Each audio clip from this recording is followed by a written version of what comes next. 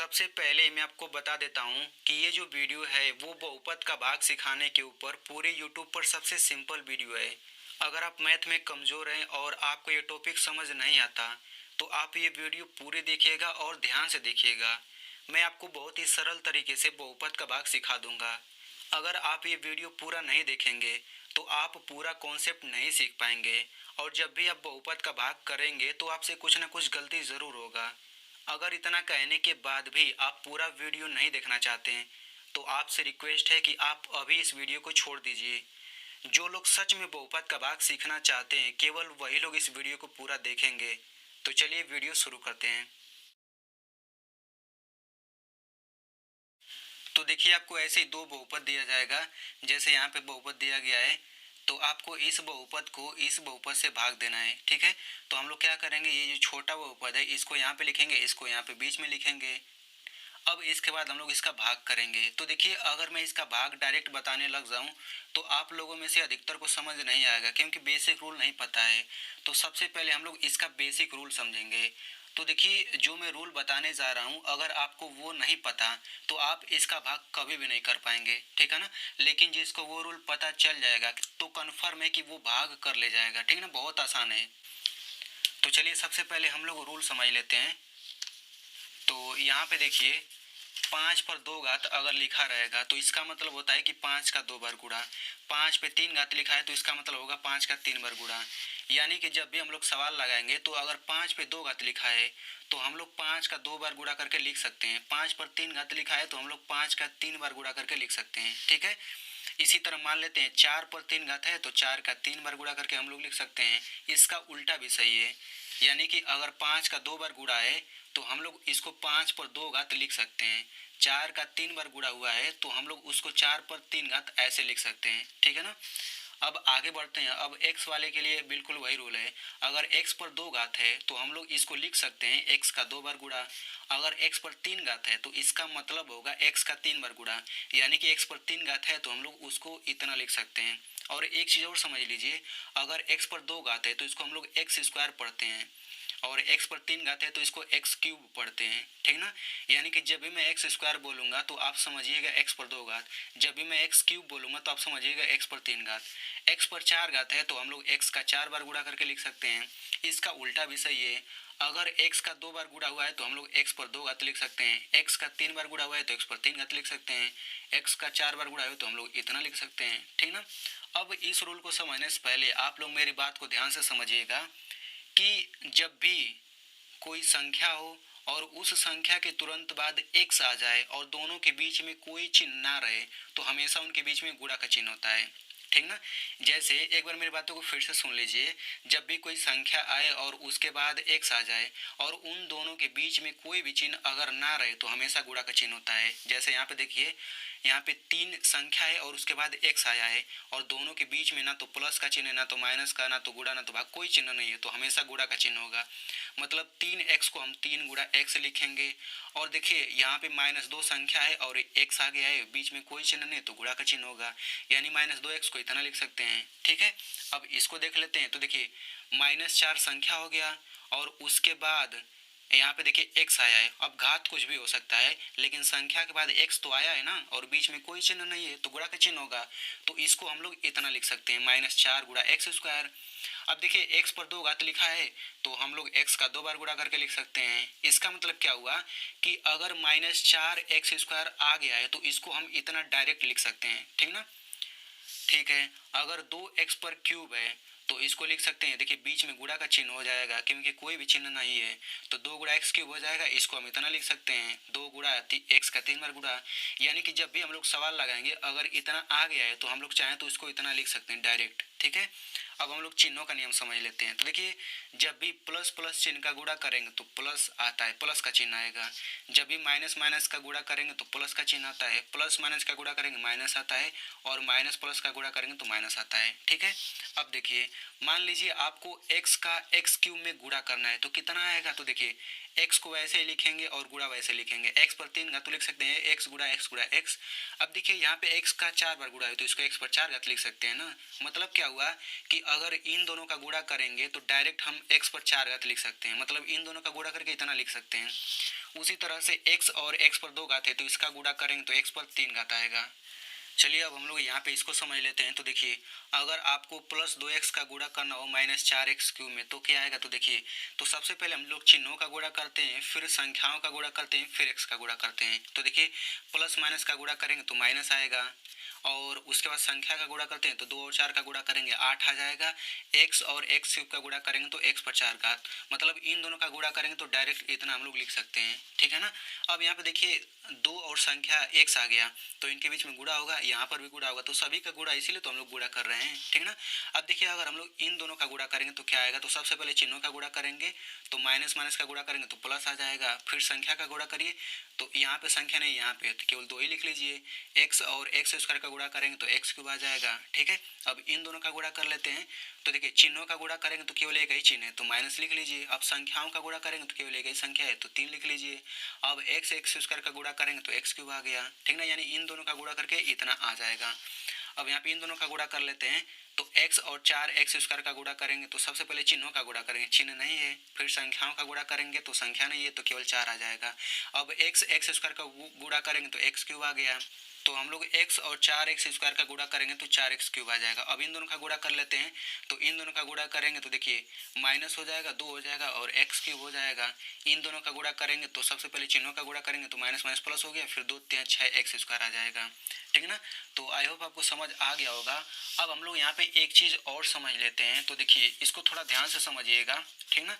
जैसे मान लीजिए यहाँ पे आ गया है 6x और यहाँ पे आ गया है 6x, दोनों सेम चीज़ है। अगर इसके बीच में मैं माइनस लगा दूं और कहूँ इसको हल करके क्या आएगा तो आप लोग क्या कहेंगे 0, ठीक ना। और वैसे ही अगर मैं 6x ले लूँ 6x ले लूँ, इसके पहले प्लस का चिन्ह लगा दूँ यहाँ पे माइनस, अब मैं पूछूँ कि इसको हल करके क्या आएगा तो आप बताएंगे 0। फिर मैं 6x लूँ, फिर मैं 6x लूँ, यहाँ पे माइनस लगाऊँ यहाँ पे प्लस, फिर मैं हल करके पूछूँ तो क्या आएगा तो 0 आएगा, ठीक ना।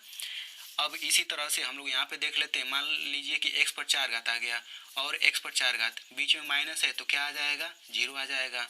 x पर 4 घात लिया, x पर 4 घात लिया, मतलब दोनों सेम चीज़ है, इसके पहले प्लस लगा इसके पहले माइनस तो क्या आएगा 0 आएगा। x पर 4 घात लिया, x पर 4 घात, यहाँ पे माइनस यहाँ पे प्लस तो हल करके क्या आएगा 0 आएगा। यानी कि यहाँ से एक रूल समझ लीजिए, कभी भी दो सेम चीज़ अगर आए और एक के पहले प्लस रहे दूसरे के पहले माइनस, या फिर पहले के पहले माइनस रहे और दूसरे के पहले प्लस रहे तो हमेशा 0 आता है। आप देख सकते हैं कि 6x दोनों सेम चीज़ है और चिन्ह अलग अलग है, माइनस प्लस है तो 0 आ गया है। इसी तरह से संख्या में भी हो जाएगा, जैसे मान लीजिए 6 ले लिए माइनस लगा दिया तो 0 आ जाएगा, और 6 ले लिया प्लस माइनस किया तो 0 आ गया, 6 लिया माइनस प्लस लिया तो भी 0 आ गया, ठीक है। तो इतना पता होना चाहिए। तो चलिए अब हम लोग भाग सीखते हैं। आई होप आपको समझ आ गया होगा बेसिक। तो देखिए हमें यहाँ पे x-2 से इस पूरे में भाग देना है, तो पूरे में भाग देने से पहले हमें इन दोनों का पहला पद लेना है, ठीक ना। तो इसका पहला पद ये है, इसका पहला पद ये, तो पहले पद में सबसे पहले भाग देंगे। तो यहाँ पे x पर 4 घात ऊपर लिखिए और ये x नीचे, ऐसे ही भाग होता है ना। अब इसको हम लोग हल करते हैं तो देखिए x पर 4 घात का मतलब क्या हुआ, x का 4 बार गुणा, ठीक ना, फिर बटा ये हो जाएगा x, तो एक x से एक x कटा। अब देखिए x का 3 बार गुणा हुआ तो कितना आ जाएगा, ये आ जाएगा x का क्यूब, ठीक ना। तो ये आपको कहाँ लिखना है, ये आपको यहाँ पे लिख लेना है। अब आपको क्या करना है, सिंपल मैं आपको बता दूं, ये x³ जो है ना इसका आपको इन दोनों में गुणा कर देना है, ठीक है। तो हम लोग गुणा करते हैं तो यहाँ पे लिख लीजिए x³ और यहाँ पे गुणा लिखिए और यहाँ पे x-2 जो है यहाँ पे लिख लीजिए। तो अब आप गुणा करिए तो सबसे पहले क्या करेंगे, इसका x³ का पहले पद में गुणा करेंगे तो कितना आ जाएगा, x पर 4 घात आ जाएगा। अब आपको x³ का इसमें गुणा करना है तो गुणा करेंगे तो 2x³ आ जाएगा और इसके पहले कोई चिन्ह नहीं, इसके पहले माइनस है यानी कि माइनस का चिन्ह आएगा। तो गुणा करके ये जो है ना हम लोग इस पूरे को इसके जस्ट नीचे लिखेंगे, तो लिख लीजिए यहाँ पे हो जाएगा x पर 4 घात और ये हो जाएगा -2x³। फिर आपको लकीर ऐसे खींच लेना है, कहाँ तक, एकदम यहाँ तक खींचना है, ठीक ना। अब देखिए इसके पहले कोई चिन्ह नहीं है तो हम लोग प्लस का चिन्ह मान लेते हैं यहाँ पे, तो प्लस से ये माइनस हो जाएगा, ये माइनस है तो प्लस हो जाएगा, मतलब चिन्ह बदल जाता है। तो ये पहला वाला हमेशा कट जाता है, क्यों कटता है अभी मैं आपको हल करके बता देता हूँ। तो देखिए यहाँ पे इन दोनों को हल करके जो आएगा वो नीचे लिखते हैं, तो इसको हल करिए तो ये हो जाएगा x पर 4 घात और ये अब माइनस वाला चिन्ह लेंगे नीचे वाला चिन्ह, तो ये हो जाएगा -x पर 4 घात और ये हल करके कितना आता है 0 आता है।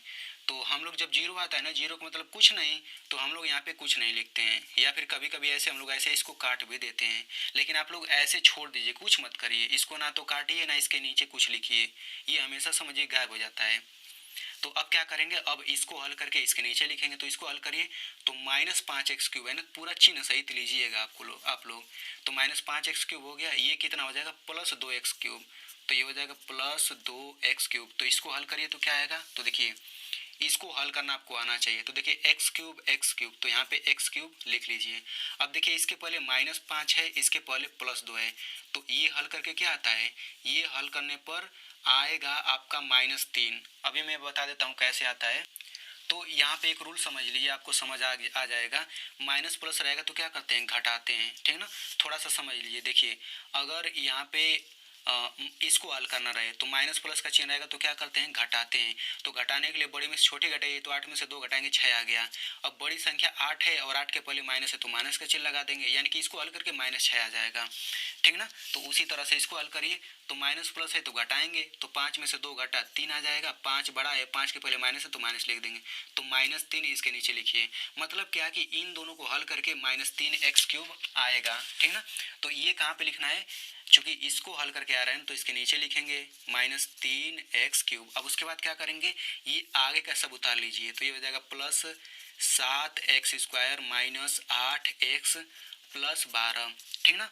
अब आप समझिए ना कि इस x-2 से अब आपको इसमें भाग देना है, तो पहला पद उठाइए ये वाला और पहला पद ये उठाइए, ठीक ना। तो अब यहाँ पे इसको लिख लीजिए -3x³, फिर बटा है यहाँ पे इसका पहला पद लीजिए x लीजिए, मतलब आपको इसका पहला पद लेना है, इसका इससे भाग देना है हमेशा। तो अब देखिए भाग करेंगे तो क्या आएगा, देखिए इसको लिख सकते हैं -3 गुणा x पर 3 घात है तो लिख सकते हैं x का 3 बार गुणा, फिर बटा x, तो x से x कटा। अब ये देखिए x गुणा करेंगे x² और ये -3 है तो -3x² आ जाएगा। अब ये -3x² कहाँ पे लिखेंगे, यहाँ पे लिखेंगे -3x², यानी कि जब भी आप लोग पहले पद का भाग करेंगे तो जो आएगा वो आपको यहाँ पे लिखना है, और इसी का आपको इन दोनों में गुणा करना रहेगा। तो x-2 में किसका गुणा करना है, इसका, तो यहाँ पे लिख लेते हैं। तो x-2 लिखिए, गुणा करना है किस में, इसी से -3x² से। तो इसका गुणा करिए आप लोग, तो गुणा करने पर क्या आएगा, तो देखिए मैं आपको बता देता हूँ। तो सबसे पहले आप ये पहला पद का गुणा करिए, तो देखिए यहाँ पे इसके पहले माइनस है, इसके पहले कोई चिन्ह नहीं है, तो चिन्हों का गुणा करेंगे तो क्या आएगा, माइनस आ जाएगा, मतलब केवल एक ही चिन्ह है।